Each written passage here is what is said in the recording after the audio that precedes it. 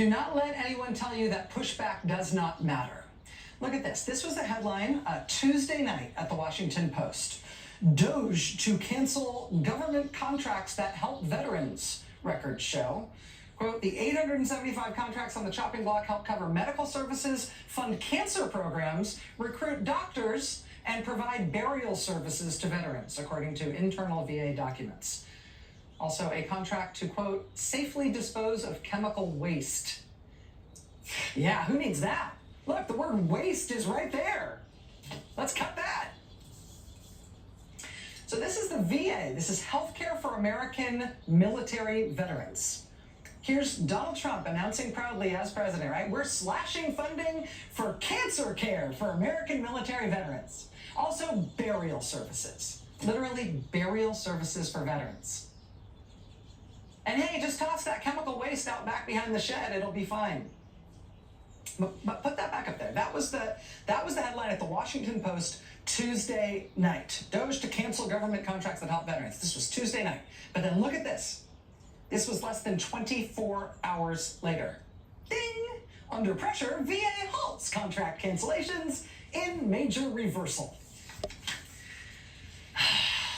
After one night and one day of shock and outrage at what Trump was doing, hey, turns out they decided to reverse it. Not going to do it. Don't let anybody tell you that pushback doesn't work. That said, it's not like they're leaving veterans alone.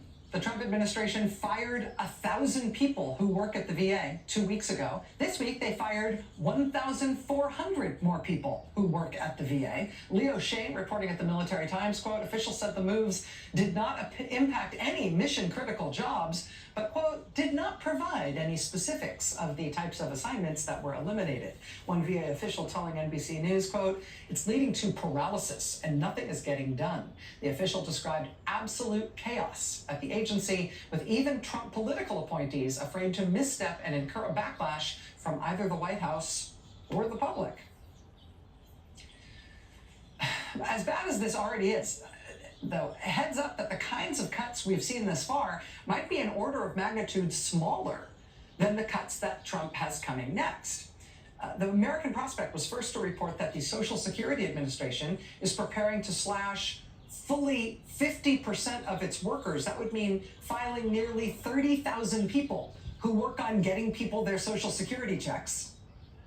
Social Security Administration has already lost thousands of employees in the last decade. They want to cut 30,000 people now. That kind of a mass firing, called a reduction in force, is reportedly being planned all across federal agencies. But slashing jobs and programs for veterans in particular is not something the Trump administration is going to be able to do quietly with no pushback. That's obvious.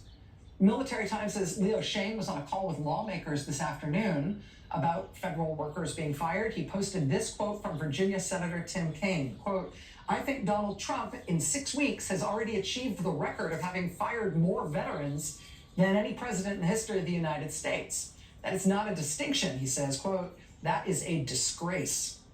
Joining us now is Leo Shane. He's deputy editor at Military Times.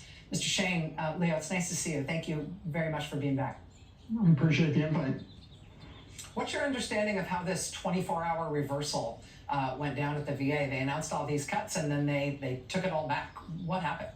Yeah, I'm not sure that they have taken it all back. We've gotten an official word from VA that they're reviewing these contracts and that they will make sure that there's no impact, there's concerns about it. But I've talked to sources within the VA and some of these offices. They haven't gotten official word that these have been rescinded. They're still working under the assumption that these will eventually go away, that at least most of the contracts they've started looking at will disappear at some point in the future here. So there's just a lot of uncertainty. I think the VA is now realizing just how deep some of these cuts are, and they're trying to claw back. Maybe some of these will be reversed, but at least officially, these offices haven't been told that they're in the clear.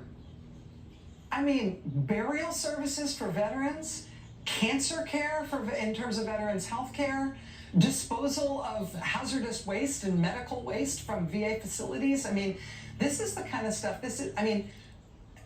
are they making a substantive case that these are legitimately things that veterans should not have? Or is the idea that some of these things were a mistake and they didn't notice they were such core services? The common theme with these contracts seems to be that they're not direct services. So these aren't like doctors who are working directly with a patient, or someone who's actually taking over a funeral and actually transporting a casket or doing things like that. These are support services. So it may be a contract who helps coordinate that. I've heard from folks who are involved in benefits processing who aren't directly doing the benefits claims themselves, but what they are doing is they're helping guide veterans through that process, making it easier for them. So clearly a very valuable service, but at least in the eyes of someone in the administration, it's not a direct benefit to veterans. So that's what seems to be the trip up here. The VA is insisting that they're not going to hurt anything that would benefit veterans, beneficiaries, families, but it feels like they're going after these secondary services that are still very valuable, but maybe don't directly touch veterans in connecting them to medical care or some sort of disability payout. And they fired more than 2,000 people who work there already. Leo, I have to ask you tonight about a late-breaking legal development. Tonight there's been this ruling from a federal judge in California that the memos from the Trump administration, from OPM, directing the firing of employees, probationary employees, that was illegal advice. And the judge tonight has ordered that OPM should communicate this to the Defense Department right now, ahead of planned mass firings tomorrow. Do you have any sense of what impact this ruling might have on planned mass firings at the Defense Department or at the VA? Yeah, right now we're just guessing. I have heard that there were scheduled mass firings at VA tomorrow as well with the Defense Department. So those might be on hold at this point. I mean, as you said, the judge's ruling, we've just got the loose parameters of it right now. He does say that he doesn't have the power to reinstate anyone, but that OPM also doesn't have the power to fire anyone. So it feels like this might just end up in a situation where VA has to actually take the step of being the ones who order the dismissals, being the ones who actually accept the responsibility for it. And that's not a small task. As you referenced, there's a lot of lawmakers out there who are furious with Secretary Doug Collins for not standing up for veterans, for not doing his part to say everything in VA should be protected. So we'll see in the next few days here exactly what it means for those folks who've been dismissed.